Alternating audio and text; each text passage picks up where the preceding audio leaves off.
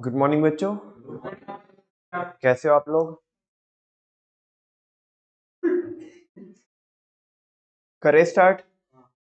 कल हमने बच्चों कंट्रोलिंग प्रोसेस स्टार्ट करी थी और दो तीन टॉपिक भी पढ़ लिए थे हमने उसके, मतलब दो तीन हेडिंग। ठीक है ना? जो कंट्रोलिंग प्रोसेस होती है, कंट्रोलिंग प्रोसेस स्टार्ट करते हैं हम किससे? यानी कि पढ़ हम कंट्रोलिंग रहे हैं लेकिन पहले कर प्लानिंग रहे हैं। ठीक है ना? Because you know very well planning and controlling are interrelated to each other और you may call it interconnected. Very good. अब क्या है कि बच्चों, अगर हम कंट्रोलिंग करना चाहते हैं और प्लानिंग हमने नहीं करी तो सारे बच्चों को पता ही है। क्या पता है? यूजलेस। अगर कंट्रोलिंग करना चाहते हैं और प्लानिंग नहीं करी तो ब्लाइंड हो जाएगी। क्या हो जाएगी? दैट्स वाई सबसे पहला स्टेप होता है आपके सेटिंग परफॉर्मेंस स्टैंडर्ड। इसको मैंने आपको डिटेल में करा दिया था।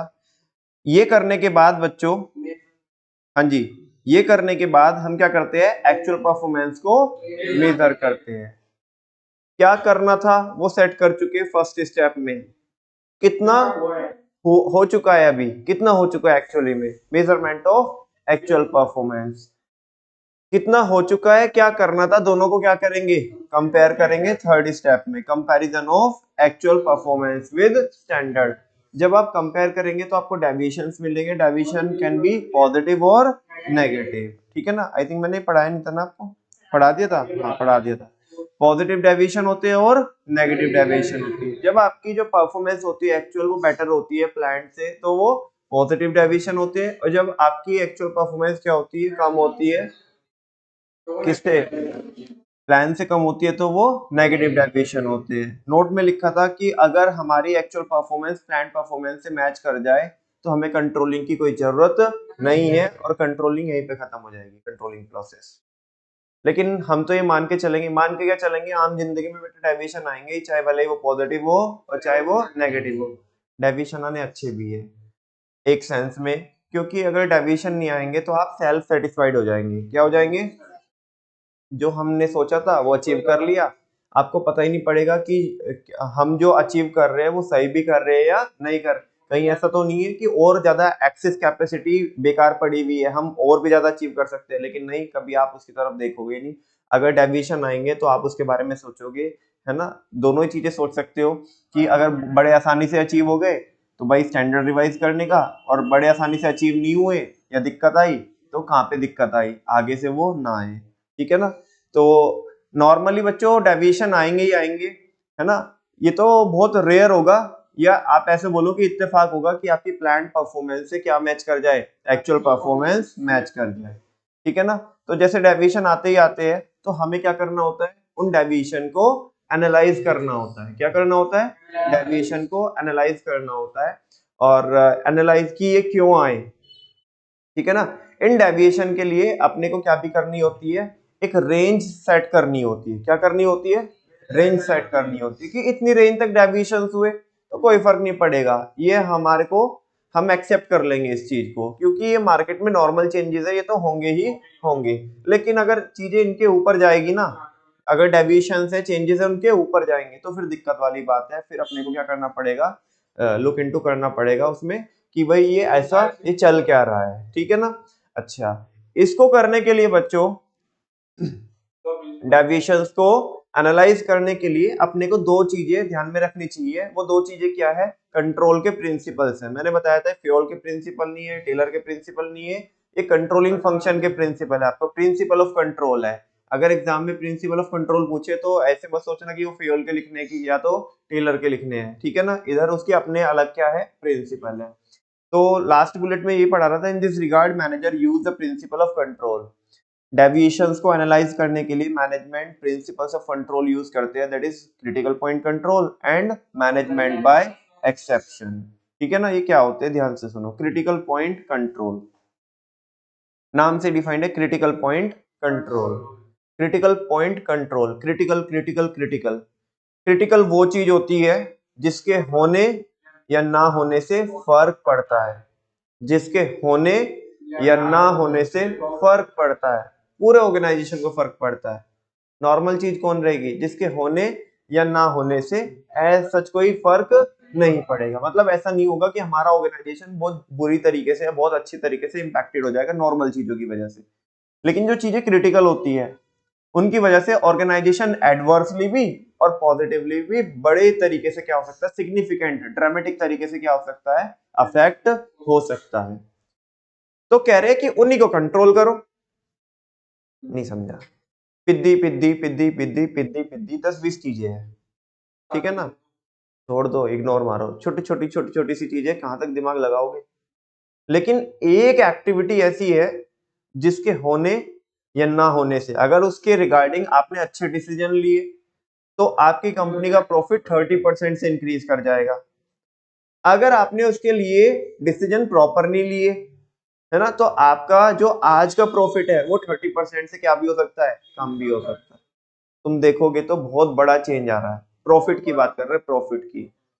क्योंकि आज तुम जहां पे खड़े हो अच्छे डिसीजन लोगे तो यहां से 30% ग्रो कर जाओगे, समझा ना? आज आप जहां पे हो और अच्छे डिसीजन लोगे तो यहां से 30% ग्रो कर जाओगे। लेकिन अगर आपने बुरे डिसीजन लिए, आपने आपके फेवर में डिसीजन नहीं लिए, है ना, स्ट्रैटेजी अच्छी नहीं हुई या इन चीजों को कंट्रोल नहीं किया आप, ठीक है ना, तो आज जहां पे हो उससे 30% आप या 30 to 40% आप डाउनफॉल में चले जाओगे। बेटा गैप जस्ट इतना इतना नहीं हो रहा। तुम यहाँ पे हो, या तो अच्छा डिसीजन लिया तो यहाँ पे होंगे, और बुरा डिसीजन लिया तो कंट्रोल नहीं किया तो यहाँ पे होंगे। तो गैप इतना नहीं है, गैप इतना है। समझ में आ रही है बात? लेकिन पिद्दी पिद्दी पिद्दी पिद्दी 10-15-20 चीजें हैं छोटी छोटी, उनसे कोई फर्क नहीं पड़ना। 10 रुपए का फर्क पड़ेगा, 50 रुपए का फर्क पड़ेगा। मैं ये नहीं कह रहा हूँ कि 10-20-50 रुपए का फर्क हर एक कंपनी के लिए पड़ेगा। मान लिया 10-20-50 रुपए का फर्क पड़ रहा है, जो कंपनी कितने, मान लिया कितने की करोड़ की है, 5 करोड़ की वैल्यूएशन की कंपनी है, तो उसका 10-20-50 रुपए का हो गया। जो कंपनी 1000 करोड़ की है उसके लिए 10,000 20,000 कुछ मायने नहीं रखते, छोटी चीजें हैं। समझ में आ रही है बात? वो डिपेंड करता है कि कंपनी की वैल्यूएशन कितनी है, कंपनी की पूरी असेट साइज कितना है, टोटल वैल्यूएशन कितना है। समझ में आ रही है? अब मान लिया 1 लाख करोड़ रुपए का ग्रुप है, 1 लाख करोड़ रुपए का ग्रुप है, उनके लिए 50,000 भी कुछ मायने नहीं रखेंगे, छोटी सी चीज है। समझ में आ रही है ना बात? अब लेकिन अगर जो बंदा साल के मान लिया रेवेन्यू जनरेट कर रहा है 10-20 लाख रुपए का, अभी अगर उसका 50,000 रुपए का खर्चा लगेगा तो उसको तो फर्क पड़ेगा कि नहीं पड़ेगा?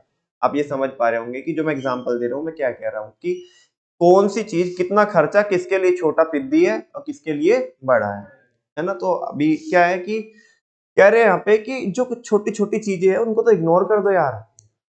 जो क्रिटिकल पॉइंट है, जो कौन है, क्रिटिकल पॉइंट है, जिनके होने या ना होने से फर्क पड़ता है, बस उनकी ही कंट्रोलिंग करो। ये बोलता है क्रिटिकल पॉइंट कंट्रोल। क्या बोलता है क्रिटिकल पॉइंट कंट्रोल? क्या बोलता है, बोलो ना? कि जो चीजें छोटी छोटी है जिनसे एज सच कोई इंपैक्ट नहीं पड़ेगा उन्हें तो क्या कर दो, इग्नोर कर दो। बाकी कंट्रोलिंग कहाँ पे लगाओ आप? जिसके होने या ना होने से। पहले भी एग्जांपल दिया था मैंने आपको, आई थिंक जब प्लानिंग पढ़ा रहा था और कंट्रोलिंग का जिक्र चल रहा था तब भी एग्जांपल दिया था। वापस से वो एग्जांपल देता हूँ ताकि कंसिस्टेंसी फिलहाल के टाइम पे आपकी बनी रहे और चीजें थोड़ी स्ट्रॉन्ग भी हो जाए। अगर आपको काम वाली बाई को अपॉइंट करना है, ठीक है ना, या उसने अपना काम किया और किया तो सही नहीं किया या नहीं किया काम, बिल्कुल भी नहीं किया काम, एक तो चीज ये है। एक ये है कि किस कंपनी को खरीदना है, किसको बेचना है, कहाँ पे डाइवर्सिफिकेशन करना है, कहाँ पे एक्सपेंशन करना है, ये सारी चीजें हैं। मैं आपसे पूछना चाहता हूँ कौन क्रिटिकल पॉइंट है? जो पहले बोला था काम वाली बाइक और ऊपर। पहले तो वही बोला था मैंने। दूसरे वाला, दूसरे वाला क्यों क्रिटिकल है? बिकॉज साफ सफाई थोड़ी बहुत अच्छी नहीं हुई या किसी दिन नहीं हुई, नहीं हुई तो किसी दूसरे को बुला लेंगे, करा लेंगे। नहीं हुई तो कोई बात नहीं, कोई नहीं आया तो खुद भी कर लेंगे, इतना तो इंसान को रहता ही है। हाँ जी।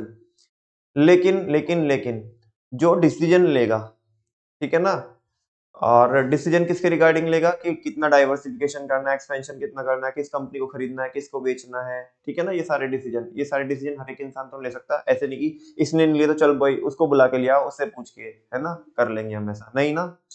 प्रॉपर जो बंदे डेजिग्नेटेड बंदे होंगे वही डिसीजन लेंगे ना। अच्छा, अगर यहाँ पे इन एरियाज में डिसीजन गलत लिए गए, हाँ,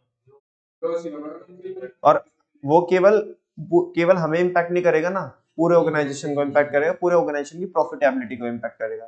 तो प्रॉपर कंट्रोलिंग, आप प्रॉपर ध्यान आपको यहीं पे लगाना चाहिए था कि आज हमें डिसीजन लेना है, ये चीजें हमें कंट्रोल करनी है, ये चीजें कंट्रोल हो पाएगी या नहीं हो पाएगी। तुम खेल में लग रहे हो। हाँ, मतलब जो सीनियर लोग है वो सीनियर लोग उधर रिपोर्ट ले रहे हैं, वो काम वाली पाई नहीं आई आज, इधर सफाई नहीं हुई आज, ये डेस्क देखो कितनी गंदी हो रही है। अरे भाई वो देख लेंगे, तुम इधर अपनी एनर्जी गला दोगे सारी, ठीक है ना। तो बाकी वो जो अपर लेवल की चीजें है वो काम वाली बाई नहीं आके कर सकती, तुम उसे बोलोगे काम वाली बाई को आरओआई निकाल के दिखा, बोले साहब मेरे को नहीं समझता क्या होती है आरओआई, समझा क्या, मेरे को रसोई समझता, मेरे को साफ सफाई समझता, आरओआई नहीं समझता, समझा क्या।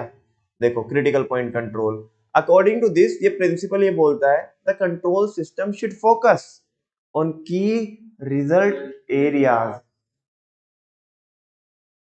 बच्चों को ये पॉइंटर्स भी याद नहीं रहते, और ये मेन वर्ड्स है, इस प्रिंसिपल के मेन वर्ड्स है। अगर वो क्रिटिकल पॉइंट कंट्रोल आपको पूछेगा तो ये वर्ड आपको लिखने ही पड़ेंगे, अनलेस एंड अनटिल आपने ये वर्ड नहीं लिखे की रिजल्ट एरिया, ये प्रिंसिपल अधूरा है। कह रहे हैं कि आपको उन्हीं चीजों पे फोकस करना चाहिए, उन्हीं एरियाज पे फोकस करना चाहिए जहाँ पे मतलब जो या तो क्रिटिकल हो या वो ऐसे एरिया हो जिसको हम क्या बोल सके कि रिजल्ट एरिया, नाम से डिफाइंड है वर्मा जी की रिजल्ट एरिया। मुझे समझ में नहीं आ रहा कि रिजल्ट एरिया मतलब असली रिजल्ट तो यहीं से ही निकलना है। मेरे एग्जांपल में कहाँ से निकलना है रिजल्ट, कौन सी कंपनी को खरीदना है, किसको बेचना है, किस बच्चे को मतलब किस बिजनेस को और ज्यादा डाइवर्सिफाई करना है, किस बिजनेस को एक्सपेंड करना है, किसको बंद करना है, कोई हमें रेवेन्यू जनरेट नहीं करके, ये की रिजल्ट एरिया है। यहाँ यहीं से तो असली रिजल्ट निकलता है, की रिजल्ट एरिया। मेन फोकस इसी को होना चाहिए, ये क्रिटिकल पॉइंट्स है, इनको KRAs बोलते हैं। क्या बोलते हैं, which are critical to the overall performance of key result areas are the areas, ये वो एरियाज होते हैं द हैपनिंग और non happening of which affect the entire organization, इनके होने या ना होने से। मान लिया एक डिसीजन हमें लेना था डाइवर्सिफिकेशन करने का या एक्सपेंशन करने का या किसी कंपनी को खरीदने का, ये डिसीजन लिया तो हमारी कंपनी की प्रॉफिटेबिलिटी स्काईरॉकेट हो सकती थी, डिसीजन टाइम रहते नहीं लिया। आज हम जो कर रहे हैं, हमारा जो एग्जिस्टिंग बिजनेस है वो भी क्या हो गया, खत्म हो गया। बोलो ना, मैनेजर्स काम वाली बाइक के पीछे फिर रहे हैं, इधर ऑर्गेनाइजेशन क्या हो गया, अफेक्ट हो गया। जैसे वो है ना उधर, कौन सी मूवी शाहिद कपूर की वो, अरे अभी पीछे आई थी एनिमल में, कबीर सिंह, उसमें वो भागता ना एक आंटी के पीछे, वैसा कह रहे if anything goes wrong at critical points, अगर कुछ भी क्या होता है गलत होता है कहाँ पे, critical points, the entire organization affect या the entire organization suffers. Face किसको करना पड़ेगा, पूरी ऑर्गेनाइजेशन को फेस करना पड़ेगा, सफर करना पड़ेगा। सो attention must be paid on such critical points, तो आपको attention in he critical point पे क्या करना चाहिए, पे करना चाहिए। एज, ध्यान से सुनो, as it is neither economical nor easy to keep a check on each and every activity. समझा क्या तुम्हें, as it is neither economical nor easy to keep a check on each and every activity। किसमें, अच्छा बोलना अपने आप ही क्या क्या रहा है,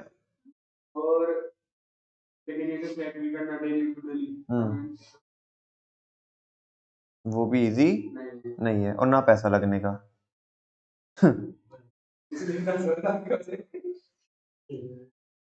नहीं, मैं तो इसलिए हंसा कि तुझे बीच में ही समझ गया कि मैंने क्या बोला, मैं तो इसलिए हंसा, तूने बोल तो दिया लेकिन तुझे समझ गया कि मैं क्या बोल रहा हूँ।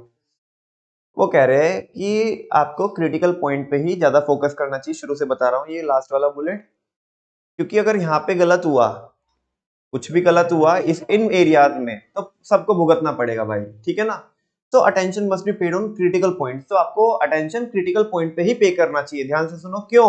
As it is neither economical, ना ही तो सस्ता पड़ेगा, पैसा कम नहीं लगेगा, ना ही तो भाई कंट्रोलिंग ऐसे कोई ना होती है, पढ़ के आए कंट्रोलिंग की लिमिटेशन, पैसा लगता है, कॉस्टली अफेयर है, ठीक है ना। As it is neither economical, ना ही तो कंट्रोलिंग करना कोई सस्ती प्रोसेस है, पैसा खर्चना पड़ता है कंट्रोलिंग करने के लिए। नोर इजी, और ना ही आसान है, मतलब ना ही तो सस्ता है, हर एक चीज को कंट्रोल करना ना ही तो सस्ता पड़ेगा और ना ही आसान है। अरे हर एक चीज को कंट्रोल करोगे, दिमाग खर्ची ज्यादा होगी कि नहीं होगी।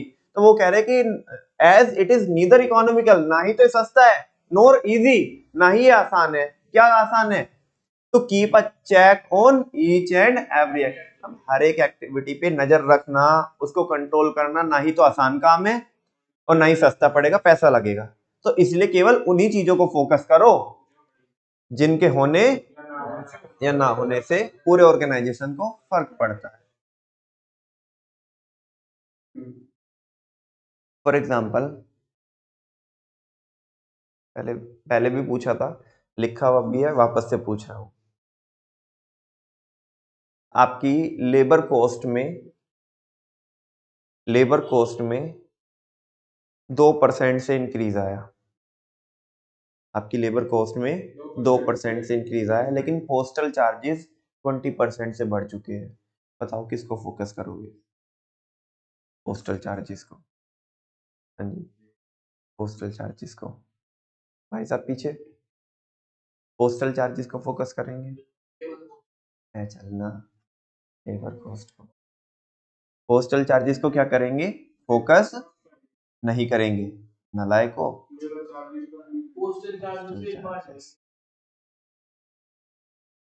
मेल का जमाना है, दिमाग तुम्हारा है या नहीं है? मेल का जमाना है, एक आध चिट्ठी साल में लिखनी पड़ गई, कहीं पे भेजनी पड़ गई, छोड़ो जान दो, 5 चिट्ठी लिख दी, 10 लिख दी, 50 चिट्ठी लिख दी, एक चिट्ठी को भेजने में 40 रुपए लगते हैं, स्पीड पोस्ट को करने में, तुम्हें भी पता ही होगा। छोड़ दो जान दो, 100 रुपए लगते हैं, ठीक है ना। 50 बोल दिया मैंने कि 50 चिट्ठी लगती है, एक साल में नहीं लगती इतनी, ठीक है ना। किसी भी ऑर्गेनाइजेशन में मेल का जमाना है भाई, ठीक है। अभी क्या है, छोड़ो, लग गई, जान दो 50 चिट्ठी लग गई, 100 रुपए की एक है। ओवरऑल खर्चा कितना हुआ? कितना हुआ? 50, 100 की एक है, कितनी? 5000। मैंने कितना बोला? 20% से इंक्रीजमेंट हुआ है, 5000 का 20% कितना बनेगा? 1000 बनेगा। खर्चा ओवरऑल ओवरऑल कितना हो गया? 6000। छोड़ो, छोटे से छोटे ऑर्गेनाइजेशन को कंसीडर करो, छोटे से छोटे ऑर्गेनाइजेशन को। लेबर कॉस्ट बोला मैंने, सैलरी भी नहीं बोला, लेबर कॉस्ट बोला। क्या बोला? Labour cost. लेबर कॉस्ट से समझ में आता है कुछ तो ऑर्गेनाइजेशन मैन्युफैक्चरिंग वाला होगा। कौन होगा? तुम मैन्युफैक्चरिंग करते होंगे, क्या करते होंगे? कम से कम कितनी लेबर होगी? तुम्हें क्या फील हो रहा है, मतलब? हाँ, 500 600 तो जान दो, मैं तो 10 ही कंसीडर कर रहा हूँ। कितनी कंसीडर कर रहा हूँ? 10 कंसीडर कर रहा हूँ, सबसे सेफर साइड पे। भाई कोई मैन्युफैक्चरिंग ऑर्गेनाइजेशन है, 10 लेबर तो होगी, जिसमें कोई छोटी मोटी भी फैक्ट्री लगी है। हाँ बोलो, 10 तो किसी गिनती में नहीं आती। बोलना तो मेरे को 50 चाहिए, लेकिन मैं तो फिर भी 10 ही लेके चल रहा हूँ। एक लेबर की कॉस्ट, मतलब एक लेबर की महीने की सैलरी 15,000 रुपए है। कितनी है? 15,000 रुपए है। बात समझ में आ रही है? समझा क्या आपको? साल की कितने की हो गई? कितने की हो गई? 1.5 लाख हो गई साल की। अरे क्यों, तुम्हें एक बारी में सुनता नहीं है क्या? गलत आंसर बोल के साल की पूछ रहे थे, ऐसा दिखाते हो कि जैसे हमें साल की पूछ रहे थे। 1,80,000। कितनी लेबर है? 10 है, तो 10 की कितनी हो गई साल की? 18 लाख। बात समझ में आ रही है? अच्छा मुझे बताओ, 5,000 का आपने 20% निकाला था, 1,000, और 18 लाख रुपए का 2% निकालो, 36,000 रुपए। कितने हजार रुपए? 36,000 रुपए। अरे ये जो एग्जाम्पल मैंने लिया है, ये पिद्दी से पिद्दी एग्जाम्पल है, पिद्दी से पिद्दी एग्जाम्पल, जितना मतलब जमीन में घुस के एग्जांपल दे सकता था ना, उतना एग्जांपल दिया है। तुम्हें क्या लगता है एक मैन्युफैक्चरिंग ऑर्गेनाइजेशन में 10 लेबर होती है? छोटी से छोटी फैक्ट्री, छोटी से छोटी फैक्ट्री में 100-150 लेबर होती है, समझा क्या? अच्छा, और बात करो रिलायंस की, किसकी बात करो? रिलायंस की। भाई 20%, ये तो एग्जांपल दिया हुआ है जब भूल गए, 20% पोस्टल, और तुमने ही बताया था 20% पोस्टल चार्जेस में इंक्रीमेंट होने से भी भले ही तुम्हें 20% दिख रहा है, लेकिन तुम देखो तो कि पोस्ट होती कितनी है। वर्मा जी, तुम ही अपने ऑर्गेनाइजेशन में देख लो साल में कितनी चिट्ठी लिखते हो, और अगर मैं कह दूं कि 2% से मेकिंग चार्जेस चेंज हो जाए, मेकिंग चार्जेस 2% से चेंज हो जाए, हाँ बोलो, समझ में आ रही है? 2% से मेकिंग चार्जेस चेंज हो जाए, तो ये देखोगे कि नंबर 2% कम है, या इसका बेस कितना बड़ा है? बेस देखोगे ना बेटा, ये देखो कि वो जो पोस्टल चार्जेस की 20% की जो वो मैंने रेट बोली, वो रेट कितने बेस पे अप्लाई होगी?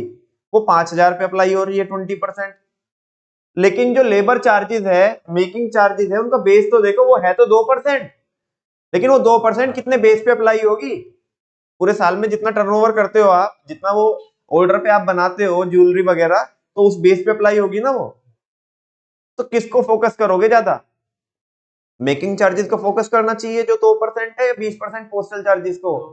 जो 2% मेकिंग चार्जेस है, 2% लेबर कॉस्ट। समझ में आ रही है बात? कोई डाउट तो नहीं है आपको?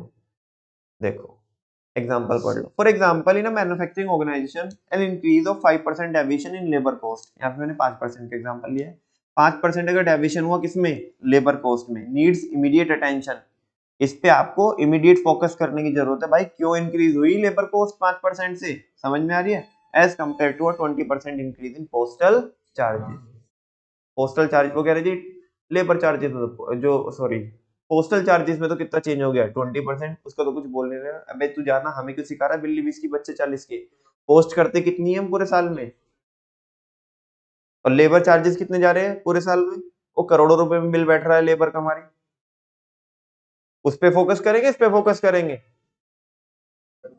जो 2-5% वाला जो है लेबर कॉस्ट, क्योंकि लेबर कॉस्ट का बेस ज्यादा है, वो क्रिटिकल पॉइंट है, ना कि पोस्टल चार्जेस। समझ में आ रही है बात? हाँ बोलो आगे। ये तो एक हो गया critical point control. Critical point control में कहता है केवल उन एरिया को फोकस करो जो की रिजल्ट एरियाज है। कौन से है? जो क्रिटिकल है ओवरऑल ऑर्गेनाइजेशन की परफॉर्मेंस के लिए। इतनी बात समझ में आती है? अब ये उसमें भी और अंदर घुसता है, और उसके बाद दूसरा प्रिंसिपल बोलता है मैनेजमेंट बाय एक्सेप्शन। क्या है? Management by exception. कह रहे फोकस करो तो किन पे करो? फोकस करो तो किन पे करो? पहले वाले में बोला की रिजल्ट एरिया पे करो, लेकिन की रिजल्ट एरिया में मुंह उठा के ऐसे फोकस नहीं करने का। की रिजल्ट एरिया में भी एक लिमिट सेट कर लो। क्या कर लो? कि अगर आपकी लेबर कॉस्ट 1% से इंक्रीज होगी, कितने परसेंट से इंक्रीज होगी? छोड़ दो, जान दो, होता रहता है। एम्प्लॉयज ने चाय पी ली होगी, ठीक है ना, किसी की परफॉर्मेंस बोनस ज्यादा बैठ रही होगी, है ना, हमें ज्यादा ऑर्डर फुलफिल करने के लिए ज्यादा एम्प्लॉयज की सडन जरूरत पड़ गई होगी। यस और नो? एम्प्लॉयज की सैलरी जो बढ़ी है वो मार्केट नॉर्म्स के अकॉर्डिंग बढ़ी है, ठीक है ना, तो जो इंक्रीमेंट आया है वो नॉर्मल है, वो होंगे ही होंगे। पहली बात तो लेबर कॉस्ट क्या है? लेबर कॉस्ट को कंट्रोल करना एक की रिजल्ट एरिया है कि नहीं है? है की रिजल्ट। लेकिन की रिजल्ट एरिया को भी जब तक क्या नहीं करेंगे, कंट्रोल नहीं करेंगे, जो हमने लिमिट सेट की है, अगर वो जो डेविएशन है वो उस रेंज तक रहेंगे। माने लेबर कॉस्ट को भी जब कंट्रोल करेंगे जब हमने एक रेंज जो सेट की थी, चेंजेस जो डेविएशन है वो उसके बाहर चले जाए, बियॉन्ड चले जाए। 1% तक लेबर कॉस्ट में चेंज होगा, छोड़ना, जान दे, नॉर्मल चीज है। हाँ दिमाग लगाएंगे, इतना तो चलता है, इतना तो चलता है। ये तो मार्केट मार्केट में इतने तो फ्लक्चुएशंस रहेंगे। लेकिन जहां पे तुमने 1% की रेंज क्या करी थी, सेट करी थी, और लेबर कॉस्ट में 5% के चेंजेस हो गए, कितने के चेंजेस हो गए? इमीडिएट अटेंशन पे करना पड़ेगा। तुम बोलो अगर हमने रेंज 5% की सेट करी थी तो कोई दिक्कत नहीं है तब तक, लेकिन अगर 5% के बाहर गई लेबर कॉस्ट तो फिर दिक्कत है, फिर क्या करना पड़ेगा, कंट्रोलिंग करना पड़ेगा। अमन भैया ऐसा क्यों है बेटा, सेलेक्टिव कंट्रोल करो। क्या करो, हर एक छोटी से छोटी चीज को कंट्रोल करना चाहोगे तो कुछ भी कंट्रोल नहीं कर पाओगे। If you try to control everything then you may control end up nothing. ठीक है ना, आप कुछ भी नहीं कर पाओगे। इसीलिए केवल उन चीज को फोकस करो जो क्रिटिकल है। जो क्या है, क्रिटिकल है। और क्रिटिकल भी एक तो ठीक है, क्रिटिकल वो पहले वाले उसमें बोला, लेकिन और भी ज्यादा तुम्हें क्या करना है, और भी ज्यादा फिल्टर लगाना है, तो क्रिटिकल में भी एक लिमिट सेट कर लो। क्या कर लो, बच्चे को दोनों में फर्क ही नहीं समझता। तुम उन्हीं बच्चों में से हो। हाँ, तो फिर मेरे को इसका मतलब दोबारा बताने की जरूरत है नहीं। क्या है ऊपर वाले में नीचे वाले में फर्क क्या है, ऊपर वाला तो क्रिटिकल पॉइंट कंट्रोल है, एक प्रिंसिपल। दूसरा मैनेज, नाम से डिफाइंड है, मैनेजमेंट बाय एक्सेप्शन। वैसे तो कायदे से क्या करना चाहिए, क्रिटिकल पॉइंट है कि कौन, लेबर कॉस्ट, इसे कंट्रोल करना, फिर भी नहीं करेंगे। एक्सेप्शन है इसमें भी, क्या है, कब करेंगे कंट्रोल, जब लिमिट के बाहर चला जाए। तो मित्तल साहब ऊपर वाले में और नीचे वाले में क्या डिफरेंस रहा, अब वापस से बोलो। पिद्दी को तो, पिद्दी को अच्छा इधर कंसीडर कर रहे, उधर कंसीडर कर रहे, कहाँ पे, कहीं पे भी नहीं। पिद्दी को तो कहते हैं पिद्दी पे तो ध्यान ही मत लगाओ। हाँ जी, ऐसा कौन बोल रहा है, नाम क्या है उसका, अभी तो क्लास में ही है, रुक जा। ये असर है उसका कि हर टाइम सामने मोबाइल पे नोट्स चलते रहते हैं। फिर तो मैं एलईडी बंद कर दूं, तुम सारे मोबाइल में देख लेना। तुम्हें अगर किसी को कहीं पे बैठने में दिक्कत हो रही है तो इधर, मतलब दिखने में से दिक्कत होती हो तो इधर उधर बैठ, हाँ रिफ्लेक्शन होता हो मैं मानता हूँ, लेकिन कुछ जगह ऐसी भी है, कुछ पॉइंट्स ऐसे भी है जहाँ पे रिफ्लेक्शन नहीं होता। ये क्रिटिकल पॉइंट कंट्रोल है, ये की रिजल्ट एरिया है। इनको आइडेंटिफाई करो और क्या करो। अब मान लिया तुम्हें दिक्कत हो रही है, लेकिन तुम मोबाइल खोल के बैठ जाते हो, ये अच्छी बात नहीं है। ठीक है, नोट्स दिए तुम्हें एप्लीकेशन में, वो तुम्हारे घर के लिए दिए, यहाँ पे बिना फालतू में कोई ना लगाई है, क्योंकि उससे तुम्हारी डिपेंडेंसी बढ़ती है। तुम्हें लगता तो है कि सामने से क्वेश्चन पूछा जा रहा है और हम बहुत भारी है क्योंकि हमने देख के बोल दिया, वो तुम्हारे को इंटरनली वीक बना रही है वो चीज। और ये चीज क्रिटिकल है, तुम इस पे फोकस नहीं कर रहे, बाकी छोटी छोटी छोटी चीजों पे तुमने फोकस किया। समझ में आ रही है बात। ऐसे पॉइंट्स आइडेंटिफाई करो जहां से रिफ्लेक्शन नहीं आता, वहां पे सेट हो जाओ। वो चेयर है उससे उधर कर ले, रिफ्लेक्शन नहीं आएगा, सिंपल। क्रिटिकल पॉइंट कंट्रोल ऊपर वाला, वापस से बोलो। हाँ, की रिजल्ट एरिया पे फोकस करते हैं, बिल्कुल जैसे मैंने तेरे ऊपर किया। हाँ बोलो ना, क्रिटिकल। और उसमें भी मैनेजमेंट बाय एक्सेप्शन लगाया मैंने, क्योंकि आज तक तो मैं इग्नोर ही करते आ रहा था ना। लेकिन लेकिन अब सही समय आया, टॉपिक भी आया, साथ में एग्जांपल भी मिल गया, है ना। Management by exception critical point तो है, लेकिन उसमें भी जब तक चला चलाया, एक लिमिट सेट कर ली। इसके बाद अब दिक्कत हो जाएगी, बिकॉज अब एग्जामिनेशन बहुत करीब है और वो चीज तुम्हें वीक बना रही है, डिपेंडेंट बना रही है। तुम्हें लगा बहुत भारी हमने बोल दिया, नहीं बोला, आया तो कुछ नहीं, क्यों नहीं आया वो भी चेक हो गया, क्योंकि अभी मेरी नजर तेरे ऊपर थी बिल्कुल, और तू बस वो जस्ट इतना फर्क था कि तू हल्का सा एक वो नहीं कर पा रहा था, कि ऐसे करते ही आंसर आ जाता, बस एक ऐसे तो करना था, बस वही तो नहीं कर पा रहा था तो, क्योंकि मेरी नजर तेरे ऊपर थी। समझ में आ रही है बात, सामने देखो, इसमें यहीं पे पता पड़ेगा। मैनेजमेंट बाय एक्सेप्शन में हम एक लिमिट सेट कर देते हैं। लिमिट किस में सेट करते हैं, सिग्निफिकेंट वाले एरियाज में या इनसिग्निफिकेंट एरियाज में, माने वही जो क्रिटिकल ऊपर आइडेंटिफाई करे थे ना। देखो, जो क्रिटिकल पॉइंट कंट्रोल है उसमें तो सिग्निफिकेंट एरिया फाइंड आउट करो, फिर उसमें क्या लगाओ, लिमिट सेट करो। मैनेजमेंट बाय एक्सेप्शन, जिसको बोलते हैं कंट्रोल बाय एक्सेप्शन, कि कंट्रोल भी करेंगे तो एक एक्सेप्शन की बात करें, इतना तक तो एक्सेप्शन है। लेट्स सपोज आपने 3% की लिमिट सेट करी, अरे इतना तो एक्सेप्शन है, इतना तो चलता है हमारे यहाँ, इतना चलता है, इसके बाद हम क्या करेंगे, कंट्रोल करेंगे। नमन भैया वो इतना क्यों चलता है, अरे वो नॉर्मल है भाई, उसमें दिमाग खर्च ही नहीं करने का। तुमने 3% से चेंजेस होंगे, बुला लो, चलो अपनी टीम को बुला लो, तुम क्यों आए भाई ये चेंजेस, वो वैलिड रीजन दे देंगे। तुम्हारी कॉस्ट 3% से बढ़ गई, मान लिया, प्रोडक्ट की कॉस्ट में मान ले रहा हूँ फिलहाल, प्रोडक्ट की कॉस्ट 3% से बढ़ गई तुम्हारी, ठीक है ना। तुमने अपनी टीम को बुला लिया, हाँ भाई बताओ ये क्यों बढ़ गई 3% से कॉस्ट, कह रहे उसने, तुमने तो पूरा माहौल बना, तुमने सोचा तो ये करेंगे वो करेंगे, उसने आते जवाब दे दिया जी इलेक्ट्रिसिटी के चार्जेस बढ़ गए। बता अब क्या उखाड़ेगा, बता तेरी कोई सेटिंग है मोदी से जिस तरह इलेक्ट्रिसिटी का बिल माफ हो जाएगा। हाँ एक काम तो हो सकता है, 5-6 साल का बिल ना दे, कभी छूट आएगी तो उसमें अपना या इलेक्शन आएंगे तो वो बोल देंगे अप्रैल तक का सब, वो अप्रैल तक का डिपॉजिट करा दो, उसके बाद का सब खत्म। है भाई पारस, हाँ तो कब तक ऐसे, 3% तक तो चलता है, ये नॉर्मल है, ठीक है ना, क्योंकि वो सामने जस्टिफाई कर देगी टीम हमारी 3% तक ही नॉर्मल, हमें भी पता है कितने तो चेंजेस होंगे, लेकिन अभी चेंजेस हो गए 7% से, कितने से हो गए, बुला के वाट लगा देंगे अपनी टीम की हम, समझ में आ रही है ना। वैसा अब देख लो यहाँ पे, according to this principle of management control, इस वाले प्रिंसिपल के according a manager should give attention to significant deviation.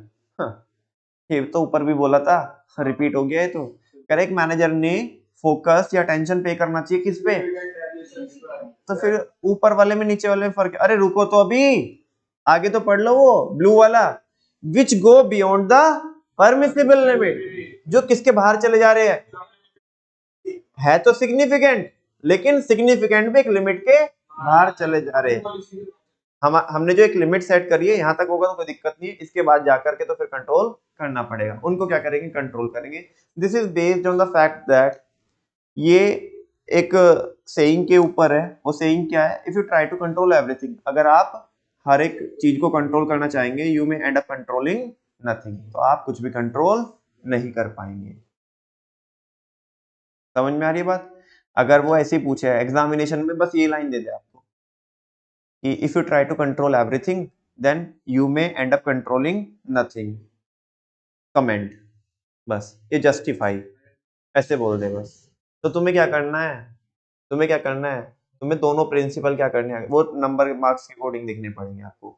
अगर उसने बोला 3 नंबर में तो बस एक मैनेजमेंट बाय एक्सेप्शन कर दो, बोला 6 नंबर में तो फिर दोनों बताना पड़ेगा, क्योंकि मैनेजमेंट बाय एक्सेप्शन में भी तो आधा रोल तो किसका ही है, क्रिटिकल पॉइंट कंट्रोल का। वो कह रहे हैं सबसे पहले तुम क्रिटिकल पॉइंट कंट्रोल ही फाइंड आउट करते ना, तो आपको बताना पड़ेगा कि मैनेजमेंट सॉरी कंट्रोल के यहाँ पे 2 प्रिंसिपल होते हैं, एक तो क्रिटिकल पॉइंट कंट्रोल जहाँ पे हम इंपोर्टेंट एरियाज को, की रिजल्ट एरिया को या क्रिटिकल पॉइंट्स को आइडेंटिफाई करते हैं, और फिर मैनेजमेंट बाय एक्सेप्शन में उनमें भी क्या लगा देते हैं, लिमिट लगा देते हैं। यहाँ तक तो कोई बात नहीं है, इसके बाद हम क्या करेंगे, कंट्रोल करेंगे। तो कह रहे हैं so a range of deviation should be establish, तो आपने क्या करनी चाहिए, एक रेंज स्टैब्लिश करनी चाहिए, and attention must be paid beyond such range, और आपको अटेंशन अपना पे करना चाहिए उस रेंज के बाद, अंदर तक है तो कोई दिक्कत वाली बात नहीं।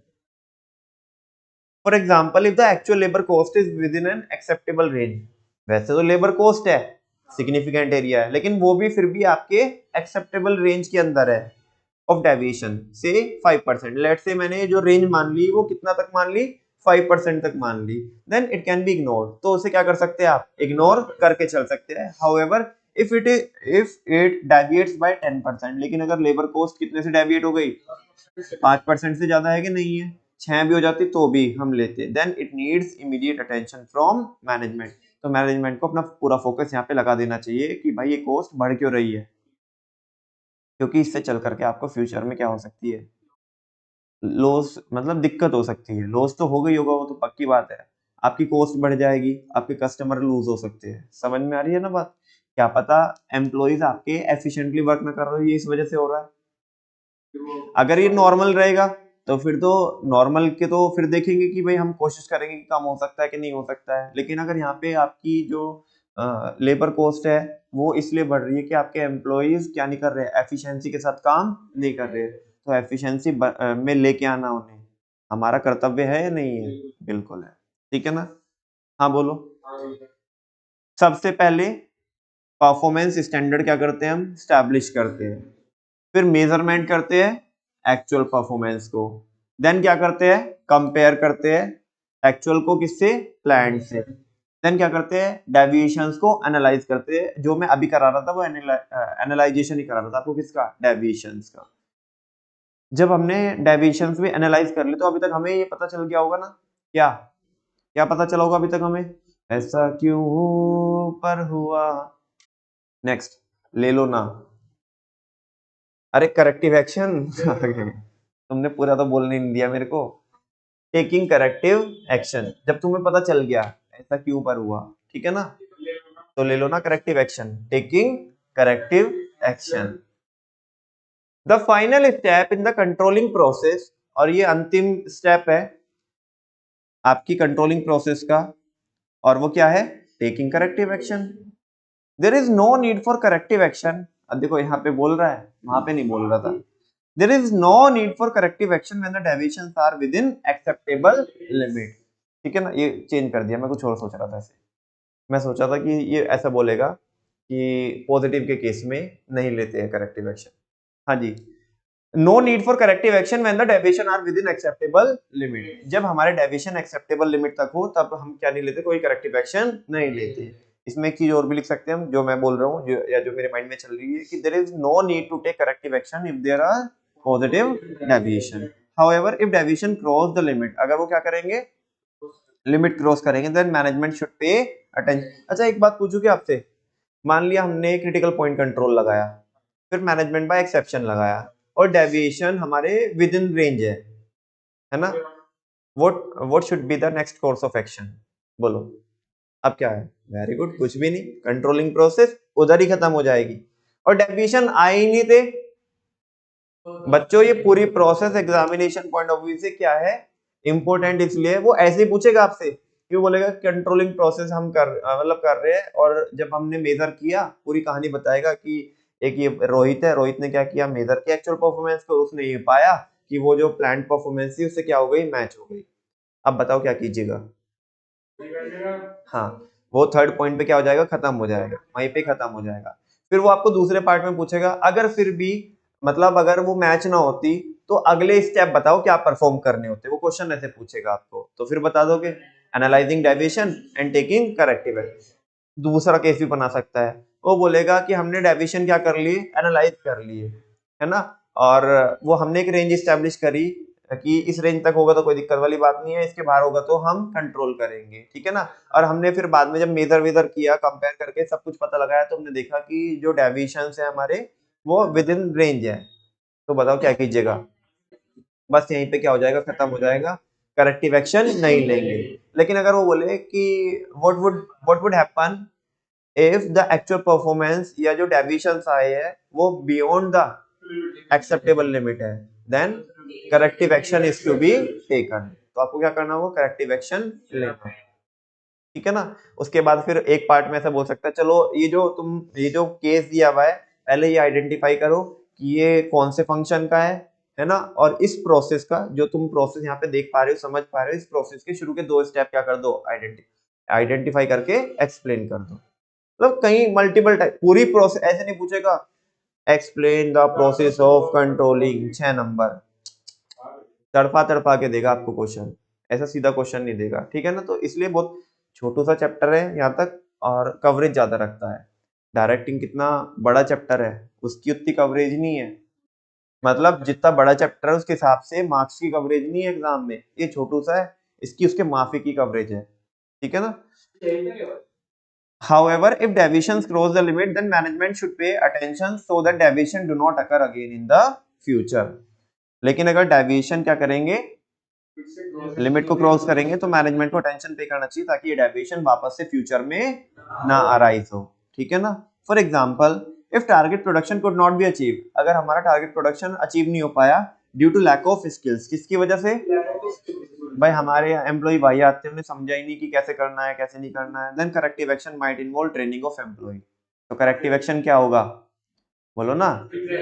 अरे जब उनके पास स्किल्स नहीं है तो वो प्रोडक्शन नहीं कर पाए, तो अब उन्हें मारपीट कोई करेंगे कि उनके साथ प्रोडक्शन क्यों नहीं किया। अरे रीजन फाइंड आउट करो कि ऐसा क्यों हुआ, मतलब हमारा प्रोडक्शन अचीव, टारगेट जो थे वो अचीव क्यों नहीं हुए। वो बोलेंगे साहब मेरे को आता नहीं है, मेरे को ये नहीं, मेरे को पता ही नहीं है, तो समझेगा, उसे मारपीट करके कोई फायदा नहीं होगा, ठीक है ना, उसको धमका के कोई फायदा नहीं होगा भाई, उसको जब आता नहीं तो सिखाओ ना। तो करेक्टिव एक्शन क्या होगा, ट्रेनिंग कराओ एम्प्लॉइज की। समझ में आ रही है बात। अच्छा, अब वो एग्जाम में आपसे ऐसे पूछ सकता है कि कुछ ऐसे रीजन दो जिसकी वजह से दिक्कत चल रही है और उनके करेक्टिव एक्शन बताओ अपने मन से। कुछ ऐसे फैक्टर बताओ कि जिनकी वजह से दिक्कत अराइज हो सकती है, और ताकि वो दिक्कत अराइज ना हो उसके लिए आप क्या करेक्टिव एक्शन लोगे। तो यहाँ पे देखो अगला टॉपिक यही है, मतलब अलग से पूछ सकता है 3 नंबर में जो लिखा है, सम मोर एग्जांपल्स ऑफ कॉजेज, यानी कि कॉज बताओ डेविएशन का, कि डेविएशन क्यों आया, एंड देयर करेक्टिव एक्शन। अब उन्हें सही करना है तो क्या कीजिएगा आप। पहला बोल रहे हैं डिफेक्टिव मटेरियल। आपका जो देखो इसमें पूरी कहानी क्या बनेगी, पूरी कहानी ये बनेगी कि जो आपका फिनिश गुड्स बन के आया ना, वो स्टैंडर्डाइजेशन जो आपने किया था सेकंड चैप्टर में उसके अकॉर्डिंग नहीं बना, स्टैंडर्ड के अकॉर्डिंग आपको क्या नहीं बना, प्रोडक्ट नहीं बना, ठीक है ना। तो आपने फाइंड आउट कराया, प्रोडक्शन टीम को बुलाया, भाई स्टैंडर्ड तो ये था, ऐसा प्रोडक्ट बनना चाहिए था, ये क्या बना दिया तुमने स्वाद, ठीक है ना, ये क्या बनाया तुमने। हाँ जी, तो अब वो बताएंगे जी ये तो हमारी कोई गलती नहीं इसमें, ये जो इसमें फैब्रिक यूज हुआ है ये ही डिफेक्टिव था, हमने तो बराबर स्टैंडर्ड साइज के बनाए सारे, ठीक है ना, लेकिन उसके बाद वॉशिंग के लिए गई सारी चीजें, वो जो कपड़ा है वो कॉन्ट्रैक्ट हो गया, श्रिंक हो गया, समझ में आ रही। तो हम क्या करें, अब वो क्या है ना कि अब वो कॉन्ट्रैक्ट भी ऐसे हुआ कि जैसे लेट सपोज जीन्स है, तो जीन्स का एक पाउचा तो ऊंचा हो गया ज्यादा और एक स्ट्रेच हो गया, मतलब एक एक में श्रिंक हो गया कपड़ा एक पाउचे में, और दूसरे में, हाँ दूसरे में वो क्या हो गया, लूज हो गया। तो तभी तो बोल रहे थे क्या स्वाद बनाया तुमने, भाई हमारी कोई दिक्कत नहीं है इसमें, हमारे तुमने ही ऐसा डिफेक्टिव मटेरियल ला के दिया, ठीक है ना। अब फाइंड आउट कराया कौन से सप्लायर से आया है माल, जी उससे नहीं आया जिससे हमेशा आता था, इमरजेंसी में खरीदा था तो किसी और से ले गए, क्यों खरीदा था, ए वर्धमान अभी बताऊं तुझे बंसल। हाँ, वैसे भी हम कपड़ा नहीं बेचते, समझा क्या, हमारे यहाँ तो दिक्कत अराइज हुई, नालायक सप्लायर ये था हमेशा किसी और से खरीदते थे, ठीक है ना, वो गलती से इससे खरीद लिया, जबरदस्ती, जबरदस्ती इन द सेंस इमरजेंसी लग गई ना हमारे तो, डिफेक्टिव मटेरियल, हाँ डिफेक्टिव मटेरियल, सही सही है, बीच बीच में एग्जांपल दे देता, कह रहा मेरा एग्जांपल ले लो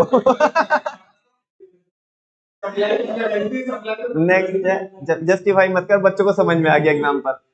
इसका करेक्टिव एक्शन क्या होगा, अब देखो हमने सीख ले ली, करेक्टिव एक्शन क्या लेगा, नालायक को चेंज करो, change the quality specification of the material, material की क्या करो, क्वालिटी चेंज करो, मटेरियल की क्वालिटी चेंज करने का तो क्या किसको चेंज करना पड़ेगा, सप्लायर को चेंज करना पड़ेगा, नालायक देव आनंद बना फिर रहा है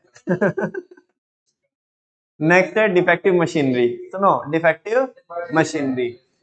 अभी वो जो मशीन, सुनो जिस मशीन पे वो स्टिचिंग हो रही थी, क्या हो रही थी, स्टिचिंग हो रही थी, तो वो डिफेक्टिव थी, क्या थी, अब उसमें जो सिलाई हुई वो सिलाई बीच में छोड़ छोड़ के हो गई, धागा आउट हो गया, डिफेक्टिव मशीनरी। तो क्या ए फैशन, ऐसे नहीं फैशन, तुम्हारा फैशन निकाल देंगे कस्टमर, फैशन है। तुम एक बात तो बताओ, सुनो ना, एलन सोली की आप जीन्स लेके आए, उसका धागा छूटा हुआ है, ठीक है ना, अब वो तुम्हें जस्टिफाई कर रहा है, उसका जो रिप्रेजेंटेटिव है, सेल्स जो रिप्रेजेंटेटिव वो जस्टिफाई, नहीं सर फैशन है, ठीक है ना।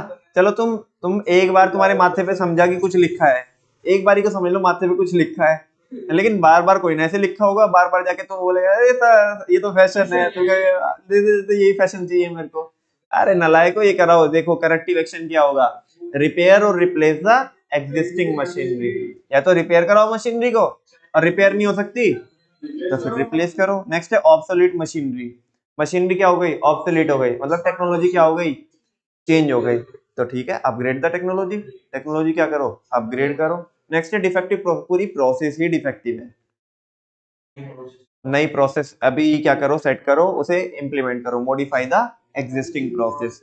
नेक्स्ट है पुअर वर्किंग कंडीशन, गर्मी में पंखे नहीं चलते, है ना, एम्प्लॉइज को बोल रखा है इधर बैठ जा, कोने में बैठ जा। हाँ, वेंटिलेशन फैसिलिटीज नहीं है, वॉशरूम में बेचारा सुबह से टीली लीली कर रहा है वो, ठीक है ना, कह रहा सर दम निकल रहा है, बस एक बार जान दो, एक बार जान दो, कह रहे भाई यही बैठ जा, हिलिए मत यहाँ से, ठीक है ना, दम घुट रहा है, आके सफोकेशन हो रही है, क्या हो रही है, सफोकेशन हो रही है, ठीक है ना। उधर फैक्ट्री ऐसी लगाई है तुमने, ऐसी जगह लगाई, मतलब जो भी तुम्हारा जो वर्किंग जो ऑफिस है, ऑफिस की बात करते हैं, ऑफिस तुमने ऐसी जगह बनाया जिधर अगल बगल में इंडस्ट्रियल एरिया में तुमने ऑफिस बना लिया अपना, हर एक अब कमर्शियल एरिया में ऑफिस बनाते हैं, इंडस्ट्रियल एरिया में बनाया, उधर इतनी खुशबू आ रही है कि ऐसा लगा कि बेला वीटा तुमने खरीद लिया। हाँ जी, सुनो, तो poor working condition, working condition क्या है, वाटर कूलर नहीं लगा, लोगों को पानी ही नहीं मिलता, ठीक है ना, इम्प्रूव वर्किंग कंडीशन, अब चाहे कुछ भी लगे उसे, है ना, नेचुरल कॉल लगे, कुछ भी लगे, पानी नहीं मिलता, बताओ क्या कीजिएगा, तो इम्प्रूव वर्किंग कंडीशन, तो क्या करने का आपको, वर्किंग कंडीशन इम्प्रूव करने का। नेक्स्ट लैक ऑफ मोटिवेशन, ए नलायको, थके हुए एम्प्लॉय है तुम्हारे, थके हुए बेचारे, कोई एनर्जी नहीं है उनके अंदर, ठीक है ना, तो वो कह रहा है उन्हें पैसा दिखा दो ऐसे करके, ऐसे गड्डी फैला करके, ठीक है ना, ये देखो प्रोवाइडिंग सुटेबल इंसेंटिव, कह रहे हैं सुटेबल क्या दो, इंसेंटिव दो। कायदे से तो आपका सिलेबस मतलब ए पार्ट का क्या हो जाता है, कंप्लीट हो जाता है, लेकिन हाँ जी, ये जो टॉपिक से आगे के ये एग्जाम में तो नहीं आएंगे, अब जल्दी से बताओ पढ़ने हैं नहीं पढ़ने हैं, बढ़िया बहुत है, एक नंबर टॉपिक है, एक नंबर टॉपिक, मतलब अगर यहाँ पे काम में ना आए ना, सही बता रहा हूँ ईमानदारी से, एक दो टॉपिक तो इसमें ऐसे है कि भले ही चलो ट्वेल्थ में ना आए वो, लेकिन ट्वेल्थ के बाद जब कभी भी आप मतलब एमबीए वगैरह या उससे पहले तो ग्रेजुएशन करोगे, कहीं पे भी करोगे ना, वो टॉपिक के लिए जब आपको पूछा जाएगा और आपने यहाँ पे समझा, तो क्लैरिटी इतनी जबरदस्त होगी, तुम मतलब चार लोग तुम्हें देखेंगे, हाँ भाई ब्रेक इवन पॉइंट कुछ तो करके बता रहा है, ब्रेक इवन क्या होता है, बोलो पढ़ना है कि नहीं पढ़ना है, बस तो कल से 3 क्लास लगाएंगे, 3 क्लास में अपना एक नंबर, ठीक है ना। थैंक यू वेरी मच बच्चों, कल हम वैसे तो जो हमारा ट्वेल्थ में आना वो तो सब पूरा हो गया, कल हम करेंगे techniques of managerial control, control करने की कुछ टेक्निक्स होती है, कंट्रोलिंग करने की कुछ टेक्निक्स होती है, वो हम कल चालू करेंगे, दो टेक्निक होती है, एक ट्रेडिशनल होती है और एक मॉडर्न होती है, इनके भी बच्चे हैं, इनके भी बच्चे होते हैं, ठीक है ना। थैंक यू वेरी मच बच्चों, आज इतना ही, बाकी कल।